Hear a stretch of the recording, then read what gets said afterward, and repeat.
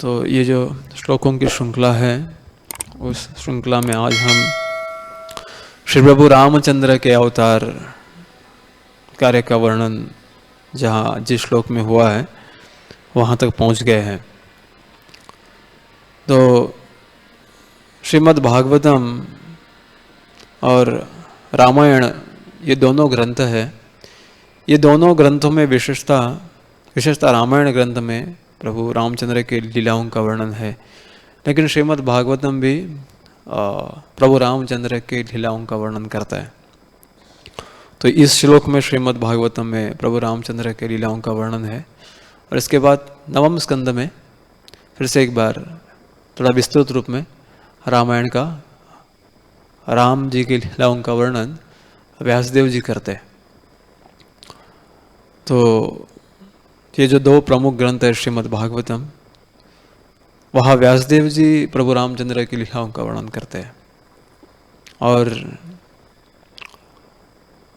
रामायण का जो ग्रंथ है वह विविध भाष्यकारों ने अपने टीकाएँ दी है, और बहुत सारे वैष्णव भक्तों ने रामायण की रचना की है। तो उस रामायण की रचना में सर्वप्रथम रचना है वो वाल्मीकि ऋषि जी की है, मुनि जी की है। फिर उसके बाद बहुत सारे रामायण है। इस प्रकार से कहते हैं कि अगणित रामायण है, और अगणित रूप से अनेक वैष्णवों ने प्रभु रामचंद्र की लीलाओं का वर्णन किया हुआ है। लेकिन भागवतम और रामायण की दृष्टि से देखा जाए तो दोनों ग्रंथों की शुरुआत में विशेषता वाल्मीकि रामायण की शुरुआत और श्रीमद् भागवतम ग्रंथ की शुरुआत, भागवतम ग्रंथ का पहला स्कंद और रामायण के बालकांड की शुरुआत, ये दोनों जगह पे नारद मुनि का एक बहुत महत्वपूर्ण भूमिका यहाँ रह चुकी है। भागवतम के शुरुआत में ही व्यासदेव के सामने जो परिस्थिति उत्पन्न हो जाती है, उनको समझ में नहीं आता कि मुझे क्या करना चाहिए, तो तभी नारद मुनि आते हैं और व्यासदेव जी को कहते हैं कि आप जो अमल पुराण श्रीमद् भागवतम है उसकी रचना कीजिए। सो श्रीमद् भागवतम की रचना करने में नारद मुनि जी का बड़ा सहयोग है। उसी तरीके से रामायण ग्रंथ की रचना करने के पहले ही सर्वप्रथम वाल्मीकि ऋषि की मुलाकात नारद मुनि से होती है, और वहाँ बहुत संक्षिप्त रूप में नारद मुनि वाल्मीकि ऋषि को संपूर्ण रामायण का वर्णन करते हैं। और यह रामायण वाल्मीकि जी के रामायण में एक चैप्टर में वर्णन किया हुआ है, यह पूरे रामायण का वर्णन किया है। और फिर वो वाल्मीकि जी को कहते हैं कि आप इसका विस्तार कीजिए, और फिर इसका विस्तार करने के लिए वाल्मीकि जी संपूर्ण रामायण लिखते हैं उस कथा का। तो रामायण में ही इधर दो बार कथा आई है, एक एकदम शॉर्ट में, एक ही चैप्टर में, एक ही अध्याय में नारद मुनि ने वाल्मीकि जी की जो रामायण कहा वो, और फिर वही कहावत का विस्तार वाल्मीकि ऋषि ने किया वो। सो दोनों जगह पे नारद मुनि का विशेष रोल है। और वही वाल्मीकि जी के रामायण में रामायण ग्रंथ की जो महिमा है उसका वर्णन स्वयं नारद मुनि सनकादि ऋषियों को करते हैं। तो यहाँ से वाल्मीकि जी का रामायण शुरुआत होता है।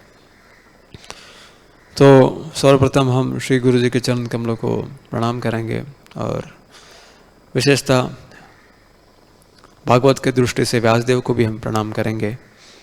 व्यासदेव के को प्रणाम को कहते हुए कहा है, व्यासाय विष्णु रूपाय व्यास रूपाय विष्णवे नमो वे ब्रह्मण निधये नमो वशिष्ठाय। मतलब वेद व्यास साक्षात विष्णु है और विष्णु स्वयं ही वेद व्यास है। तो इस प्रकार से सर्वप्रथम हम व्यासदेव को प्रणाम करते हैं। और वाल्मीकि के स्तुति में इस प्रकार से कहा गया है, कुंजत राम रामेति मधुरम मधुराक्षरम अरुह्य कविताक्षाखम वंदे वाल्मीकि कोकिलम। मैं वाल्मीकि नाम के कोयल को प्रणाम करता हूँ जो कविता वृक्ष के शाखा पर बैठे मधुर स्वर में सुमधुर नाम राम राम गाती रहती है। सो इस प्रकार से वाल्मीकि ऋषि को वाल्मीकि कोकिलम, कोकिला जो होती है मराठी में कहते हैं, हाँ, तो उसका उपमा दिया गया है। और कुंजतम राम रामेति मधुरम मधुराक्षरम। सो वाल्मीकि भी रामायण में भगवान राम के नाम का आश्रय ग्रहण करते हैं और व्यासदेव भी संपूर्ण भागवतम ग्रंथ में और महाभारत की रचना में प्रभु रामचंद्र के और भगवान कृष्ण के नामों का आश्रय लेने के लिए कहते हैं। सो श्रीमद् वाल्मीकि रामायण महात्म्य जो है ये भी वाल्मीकि के रामायण में है, विशेषतः गीता प्रेस के का जो बुक है उसमें लिखा हुआ है। तो वहाँ लिखते हैं रामायण के प्रमुख विषय वस्तु प्रभु रामचंद्र है। सो रामायण के इस प्रमुख विषय वस्तु का वर्णन करते हुए वहाँ लिखा है, श्री राम शरणम समस्त जगताम राम विनाम का गति रामेण प्रतिहन्ते कलिमलं रामाय कार्यं नमः रामात्रयस्ति कालभीम भुजगो रामस्य सर्ववशे रामे भक्ति खंडिता भवतु मे राम त्वेमाव आश्रयः। यहाँ प्रभु रामचंद्र का वर्णन करते हैं, रामचंद्र के गुणों का वर्णन करते हैं और रामचंद्र के कार्यों को नमस्कार करते हैं। वो कहते हैं, श्री रामचंद्र जी समस्त संसार को शरण देने वाले हैं। तो संपूर्ण शरण संसार को शरण देने की क्षमता रखने वाला एक ही व्यक्तिमत्व है, वो श्री प्रभु रामचंद्र है। और इसी कारण इस संसार में जितने भी जीव है, राम विना का गति, इन लोगों की कई उत्तम गति होनी है तो राम के सिवा और क्या हो सकती है। कोई भी जीव सर्वोत्तम चीज़ क्या प्राप्त कर सकता है, कौन से गति को प्राप्त हो सकता है, सर्वोत्तम गति क्या है, वो श्री राम है। और फिर कहते हैं, श्री राम कलियुग के समस्त दोषों को नष्ट कर देते हैं। रामेण प्रतिहन्ते कलिमलम। तो यहाँ भी एक चर्चा है, जिस चर्चा में पूछा जाता है रामायण के शुरुआत में ही कि कली में बहुत सारे दोष है।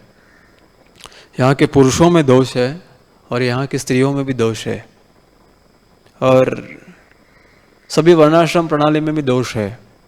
तो उसका वर्णन प्रथम ही किया गया हुआ है।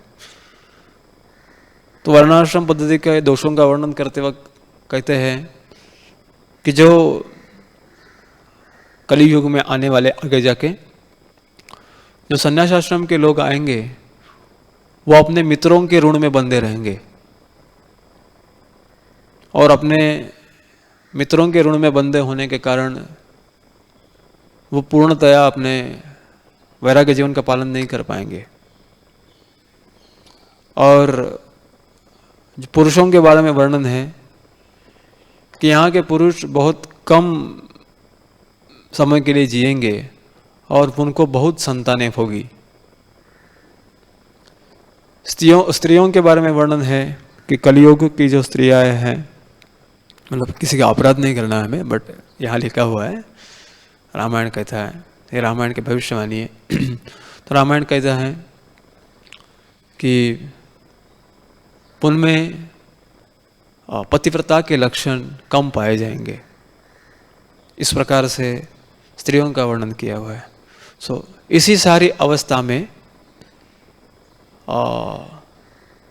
सर्वसामान्य जीव का क्या हो जाएगा, तो इसका वर्णन करते वक्त यहाँ कहते हैं कि अगर कोई व्यक्ति प्रभु रामचंद्र का शरण ग्रहण करता है, रामायण का शरण ग्रहण करता है, और यहाँ विशेषता वर्णन है रामायण महात्म्य में कि कार्तिक महीने के शुक्ल पक्ष में कोई रामायण का पाठ करता है, तो इस प्रकार रामायण का पाठ करने वाला जो व्यक्ति है वो कली के दोषों से बच सकता है, बचेगा, उसके ऊपर कली का प्रभाव नहीं होगा। इस प्रकार रामायण के महात्म्य का यह वर्णन किया है। फिर करते अतः श्री रामचंद्र जी को मैं नमस्कार करता हूँ। श्री राम से काल रूपी भयंकर सर्प भी डरता है। जगत का सब कुछ श्री राम के वश में है। श्री राम में मेरी अखंड भक्ति बनी रहे।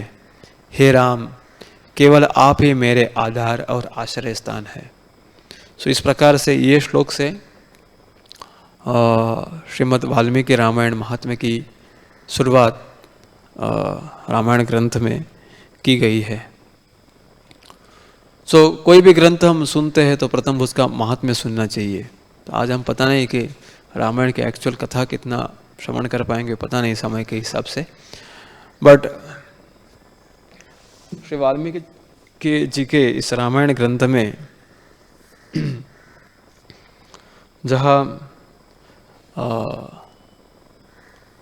रामायण ग्रंथ के महात्म्य का वर्णन किया है, वह रामायण के बारे में वाल्मीकि जी लिखते हैं, हे विप्रवरो, रामायण धर्म, अर्थ, काम और मोक्ष का साधन तथा परम अमृत रूप है, और यही कारण से भक्ति भाव से उसका श्रवण करना चाहिए। रामायण ग्रंथ विशेष है कि रामायण ग्रंथ का आश्रय लेने से व्यक्ति धर्म में लग जाता है, सही तरीके से वो पैसे कमाता है और सही तरीके से अपने कार्य को संपन्न करता है और मोक्ष के लिए अग्रसर हो जाता है। यहाँ भक्तिमय मोक्ष की बात है और भक्ति की तरफ अग्रसर हो जाता है केवल रामायण ग्रंथ का आश्रय लेने से। फिर कहते हैं, अब रामायण ग्रंथ का आश्रय कौन लेगा, इसके बारे में वर्णन है। जिस मनुष्य के पूर्व जन्मोपार्जित सारे पाप नष्ट हो जाते हैं, उसी का रामायण के प्रति अधिक प्रेम होता है, यह निश्चित बात है। तो रामायण के प्रति प्रेम तभी विकसित होता है कि जब किसी व्यक्ति के पाप कार्य घट जाते हैं। और इसके नेक्स्ट श्लोक में कहते हैं, जो पाप के बंधन में जकड़ा हुआ है वह रामायण की कथा आरंभ होने पर उसकी अवहेलना करके दूसरी निम्न कोटि की बातों में फंस जाता है और उन असंगत गाथाओं में अपनी बुद्धि के आसक्त होने के कारण वह तदनुरूप ही बर्ताव करने लगता है। जिनके जीवन में पाप का संचय बहुत है, वो रामायण की कथा सुन नहीं सकते, उनको रामायण कथा असहनीय हो जाती है और रामायण कथा में बैठने के बाद भी वो दूसरी इस जगत की सांसारिक कथा की बातें करने लगते हैं और उसी तरह का बर्ताव करने लगते हैं। इसलिए हमें भी प्रयास करना चाहिए कि सर्वसामान्य लोग जो है उनके सुकृत पुण्य बढ़े और रामायण के प्रति, श्रीमद् भागवत ग्रंथ के प्रति उनकी रुचि उत्पन्न हो। तो इसके बाद में श्लोक में कहते हैं, हे द्विजगण, इसी कारण आप लोग रामायण नामक परम पुण्यदायक उत्तम काव्य का श्रवण करें, जिसके सुनने से जन्म, जरा और मृत्यु के भय का नाश हो जाता है तथा श्रवण करने वाला मनुष्य पाप दोषों से रहित होकर अच्युत स्वरूप भगवान की सेवा में संलग्न हो जाता है। तो इस प्रकार का वर्णन यहाँ किया हुआ है। फिर रामायण के पाठ का फल बताते हैं। वो कहते हैं, रामायण काव्य अत्यंत उत्तम, वर्णनीय और मनोवांछित वर प्रदान करने वाला है। तो जितने भी मनोवांछित वर है उनको अगर कोई प्रदान करना भी प्राप्त करना चाहता है तो केवल रामायण का अध्ययन करने से प्राप्त कर सकता है। और सबसे बड़ा फल कहते हैं, और इस रामायण ग्रंथ का पाठ और श्रवण करने वाले समस्त जगत को शीघ्र ही संसार सागर से ये ग्रंथ पार करवाता है। और फिर इस ग्रंथ का पाठ कैसे करना चाहिए इसके बारे में वर्णन करते हैं। पूर्जे मोगे सिते पक्षे चैत्रे च द्विज सत्तमा नवाह खलुम श्रोतव्य रामायण कथा अमृतम। विप्रवरो कार्तिक माघ और चैत्र मास के शुक्ल पक्ष में 9 दिनों में रामायण की अमृतमयी कथा का श्रवण करना चाहिए। इस प्रकार से रामायण के बारे में स्वयं वाल्मीकि रामायण महात्म्य में वर्णन किया हुआ है। और इसके बाद वाल्मीकि जी के रामायण के महात्म्य में रामायण कथा सुनने से क्या होगा इसके बारे में कथा का वर्णन आता है। ये कथा सोमदत्त नाम के एक ब्राह्मण की है, जिसको कभी कभी सुदास के नाम से भी कहा जाता है। सिमिलर इसी प्रकार की कथा श्रीमद् भागवत महात्म्य में भी आती है। श्रीमद् भागवतम महात्म्य में धुंधुकारी की कथा आती है। सो धुंधुकारी को उनके बंधु गोकर्ण जी, तो गोकर्ण जी ने धुंधुकारी का प्रेत योनि से उद्धार करने के लिए श्रीमद् भागवतम ग्रंथ का पठन किया था। तो इस प्रकार की कथा और श्रीमद् भागवत का महात्म्य श्रीमद् भागवत महात्म्य में वर्णित है। सिमिलरली यहाँ श्रीमद् वाल्मीकि रामायण महात्म्य में सोमदत्त नाम के ब्राह्मण की कथा आती है। तो वो कथा के ऊपर हम थोड़ा सा चर्चा करेंगे। तो यहाँ वर्णन किया हुआ है, तो हम वो कथा सब पढ़ते जाएंगे और पढ़ते पढ़ते समझने की कोशिश करेंगे। सत्ययुग में एक ब्राह्मण थे जिन्हें धर्म कर्म का विशेष ज्ञान था और उनका नाम सोमदत्त था। वे सदा धर्म के पालन में तत्पर रहने वालों में से थे। वे ब्राह्मण सौदास नाम से भी विख्यात थे। ये ब्राह्मण ने गौतम मुनि से गंगा जी के किनारे मनोरम तट पर बैठ के संपूर्ण धर्म का उपदेश सुन के रखा था। और सौदास ने गौतम ऋषि से बताए हुए संपूर्ण धर्म का श्रवण उनके श्रीमुख से किया हुआ था। तो संपूर्ण वेदों का अध्ययन गौतम मुनि के मुखारविंद से इन्होंने किया था।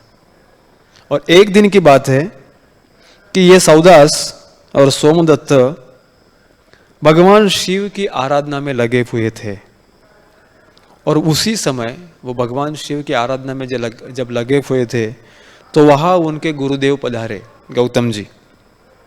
परंतु सौदास ने अपने निकट आए हुए गुरुदेव को उठकर प्रणाम तक नहीं किया। तो अपने कार्य में ही शिव जी की पूजा में लगे रहे और उन्होंने गौतम ऋषि को प्रणाम नहीं किया और गुरु की अवहेलना की, गुरु जी का अपमान किया।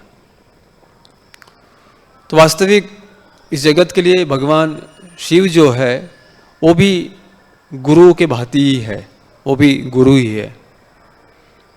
तो रामचरितमानस ग्रंथ में,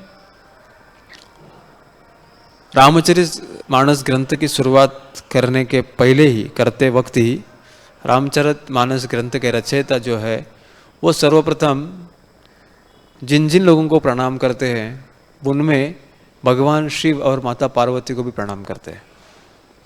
और वो कहते हैं कि ये भगवान शिव और माता पार्वती ये मेरे लिए गुरु समान है और इसलिए मैं उनको प्रार्थना करता हूँ। भगवान शिव गुरु तत्व के कार्यों से पूरी तरह से ज्ञात है और ये होने के कारण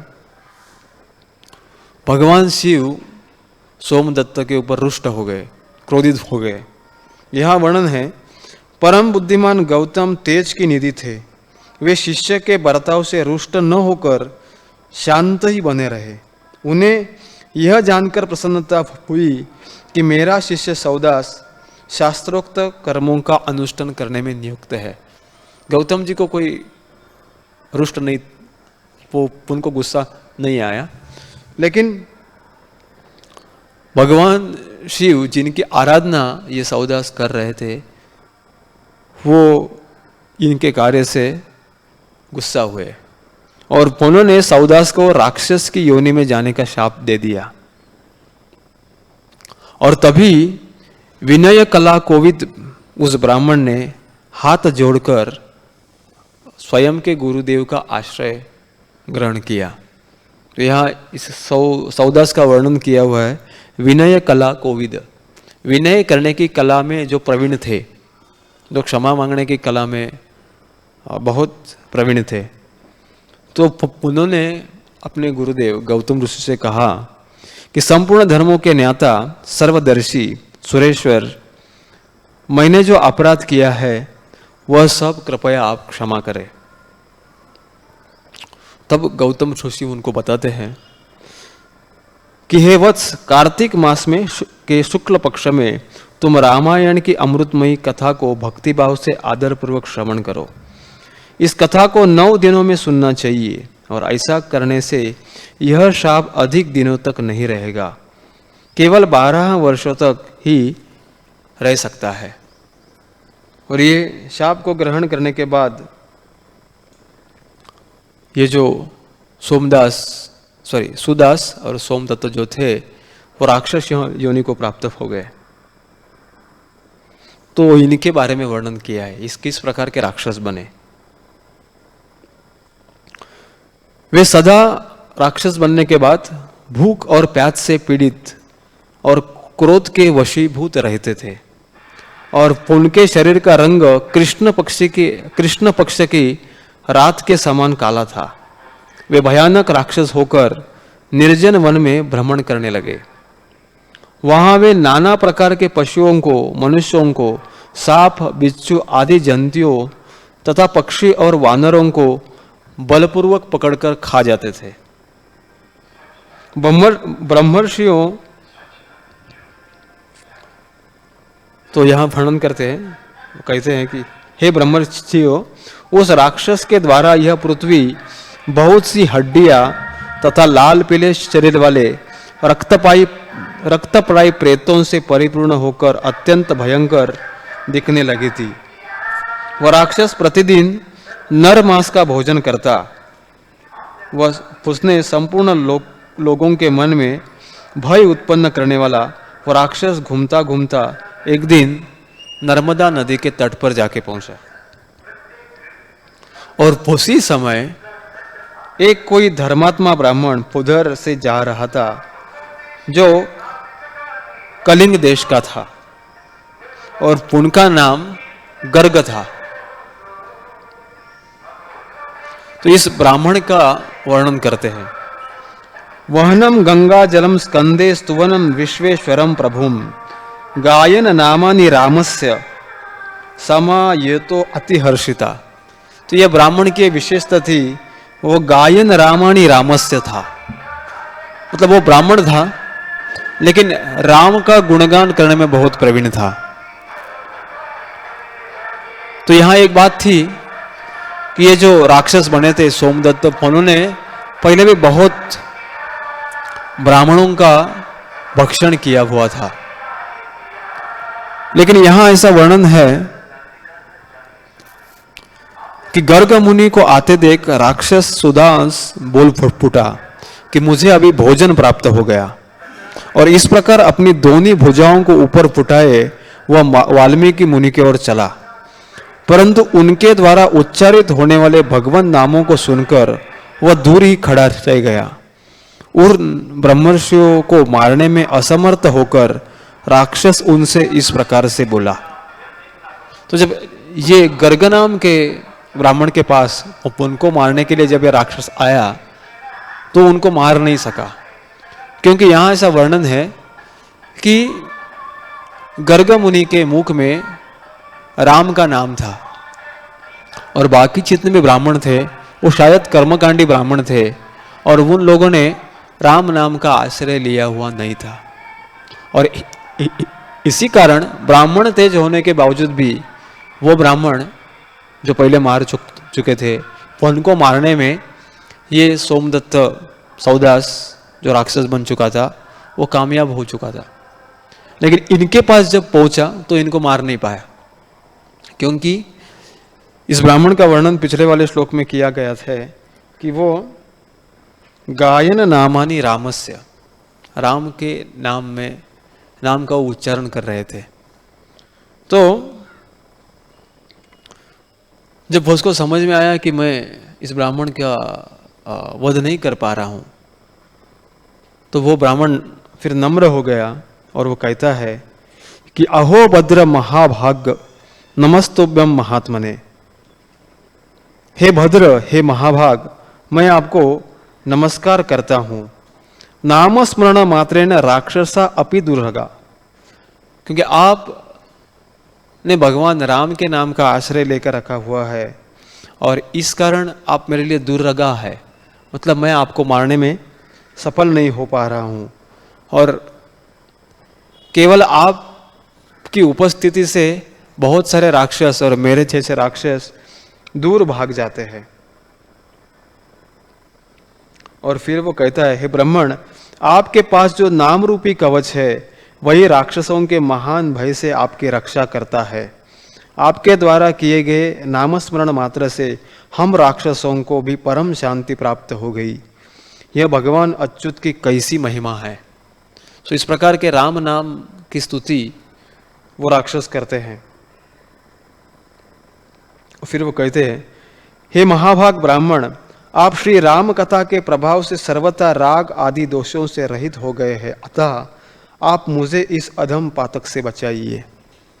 तो इसके जीवन की बड़ी समस्या थी कि वो हमेशा क्रोध में बना रहता था और राक्षसी दोष इसमें थे, लेकिन ये चाहता था वो क्रोध से और राक्षसी दोष से मुक्त हो जाए।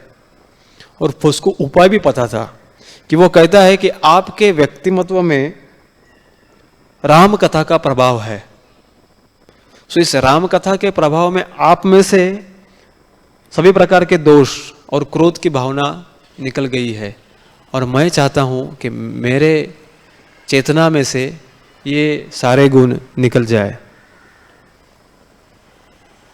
तो फिर उन्होंने अपने गुरुदेव के वचन स्मरण किए और उन्होंने कहा, राम की अमृतमय कथा 9 दिनों में सुननी चाहिए, तो आप मुझे कृपया कथा श्रवण करवाइए। और वो शायद कार्तिक मास का समय था और शुक्ल पक्ष था। तो ये गर्ग जी ने इस राक्षस को रामायण की कथा सुनाई और ये रामायण की कथा सुनने के बाद कार्तिक महीने जो उन्होंने रामायण की कथा श्रवण की तो फिर वो राक्षस योनि से मुक्त हो गए 12 साल के बाद और फिर अपनी सेवा में फिर से नियुक्त हो गए। सो इस प्रकार से हमने देखा कि किस प्रकार से ये रामायण की जो कथा है बहुत विशेष कथा है। तो इसके बाद के अध्याय में संक्षिप्त रामायण का वर्णन बालकांड के प्रथम सर्ग में करते हैं। नारद जी का वाल्मीकि मुनि को संक्षेप में श्री रामचरित्र को सुनाना। तो हम पूरा रामचरित्र सुनेंगे नहीं, कुछ महत्वपूर्ण श्लोक है उसके बारे में हम वर्णन करेंगे और यहाँ रुक जाएंगे। तो यहाँ प्रथम सर्ग में ही तपस्वी वाल्मीकि जी स्वाध्याय में लगे हुए और विद्वानों में श्रेष्ठ मुनिवर नारद जी से पूछते हैं। ये बहुत महत्वपूर्ण प्रश्न है रामायण के शुरुआती में कि इस समय जब वाल्मीकि वहां उपस्थित थे उस समय इस संसार में गुणवान, वीर्यवान, धर्मज्ञ, उपकार करने वाला, सत्यवक्ता और दृढ़ प्रतिज्ञ कौन है। इस प्रकार का प्रश्न वाल्मीकि मुनि नारद मुनि जी को पूछते हैं, और फिर वो पूछते हैं कि सदाचार से युक्त समस्त प्राणियों का हित साधक, विद्वान, सामर्थ्यशाली और एकमात्र प्रिय दर्शन मतलब सुंदर पुरुष कौन है? जिसका दर्शन प्रिय है। यहाँ राम जी का वर्णन किया है, प्रिय दर्शन एक नाम है प्रभु रामचंद्र का। प्रिय दर्शन मतलब जिनका दर्शन बहुत प्रिय और सुंदर है, वो कौन है? फिर पूछते हैं, मन पर अधिकार रखने वाला, क्रोध को जीतने वाला, कांतिमान और किसी की भी निंदा नहीं करने वाला कौन है? तथा संग्राम में कुपित होने पर किससे देवता भी डर जाते हैं? तो फिर वाल्मीकि ने इस वचन को सुनकर, वाल्मीकि जी के इस वचन को सुनकर नारद जी प्रभु रामचंद्र का वर्णन करते हैं। वो कहते हैं कि यहाँ श्लोक का जो संदर्भ है कि इक्ष्वाकु के वंश में उत्पन्न हुए एक ऐसे पुरुष है जो लोगों में राम नाम से विख्यात है।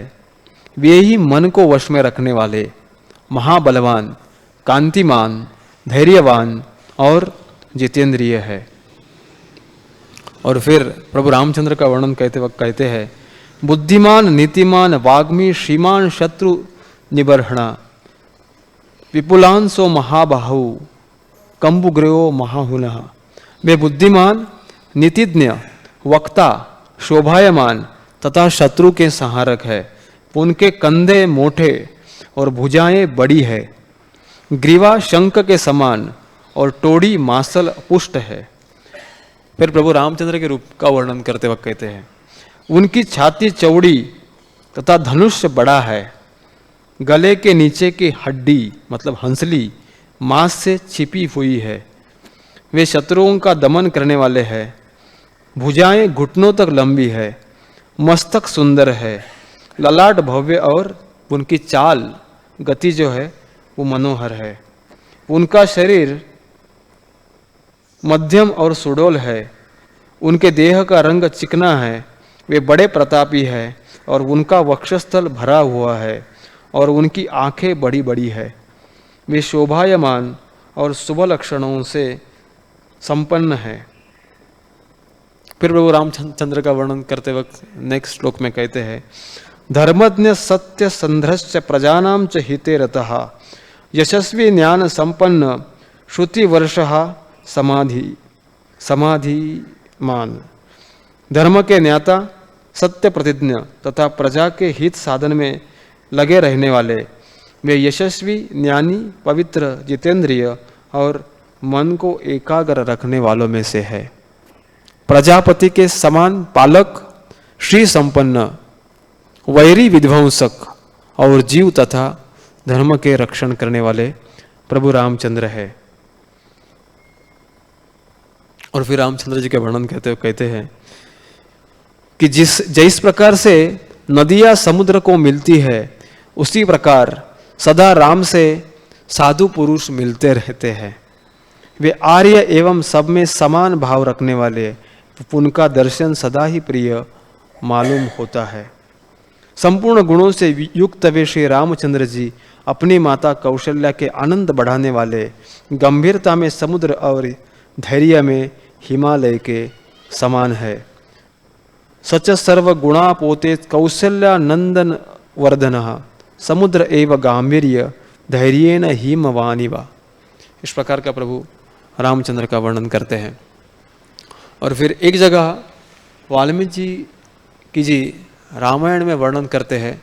वास्तविक रामायण इस ग्रंथ में प्रभु रामचंद्र का वर्णन तो है, लेकिन प्रभु रामचंद्र से ज़्यादा वर्णन माता सीता का किया हुआ है।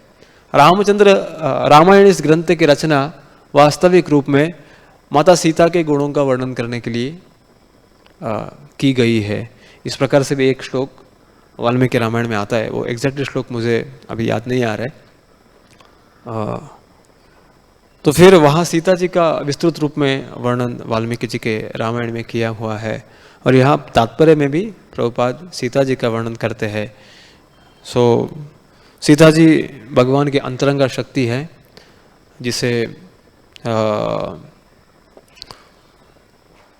जो बहुत सारे राम भक्त हैं वो उनको किशोरी जी भी कहते हैं। सो जयंत के प्रसंग में माता सीता के प्रेम का वर्णन है। चराचर जीवों के प्रति किस प्रकार से माता सीता का प्रेम है। तो प्रभु रामचंद्र और माता सीता जब चित्रकूट में निवास कर रहे थे और दोनों भी एकांत में थे, और जब भी प्रभु रामचंद्र के पास अपना धनुष नहीं था, क्योंकि वहाँ श्रृंगार रस का आस्वादन प्रभु रामचंद्र कर रहे थे, तभी देवेंद्र का पुत्र जयंत वहाँ एक कौवे का रूप धारण करके आता है और माता सीता के शरीर के ऊपर अपने चोंच से प्रहार करता है और उनको क्षति पहुंचाता है। और फिर माता सीता के देह से रक्त की धारा बहने लगती है। और ये प्रभु रामचंद्र के जब समझ में आता है तो दंडित करने के हेतु प्रभु रामचंद्र एक गवत का तिनका फुटाते हैं, उसको मंत्र से सिद्ध करते हैं और जयंत की ओर छोड़ते हैं। तो वो ब्रह्मास्त्र बन जाता है और जयंत फिर आगे भागता है। तो तभी जो माता सीता है वो सब जगह जाता है, अपने पिताजी के पास जाता है, ब्रह्मा जी के पास जाता है, शिवलोक में जाता है, लेकिन कोई वो उसको आश्रय प्रदान नहीं करता। फिर से नारद मुनि आते हैं और नारद मुनि के बारे में जयंत का विचार भी ऐसे था कि ये मेरे पिताजी के दरबार में आते हैं, कोई तो है। इतना कुछ प्रेम भाव नहीं था, लेकिन नारद मुनि को दया आती है जयंत के ऊपर और फिर जयंत को वो कहते हैं कि तुमने अभी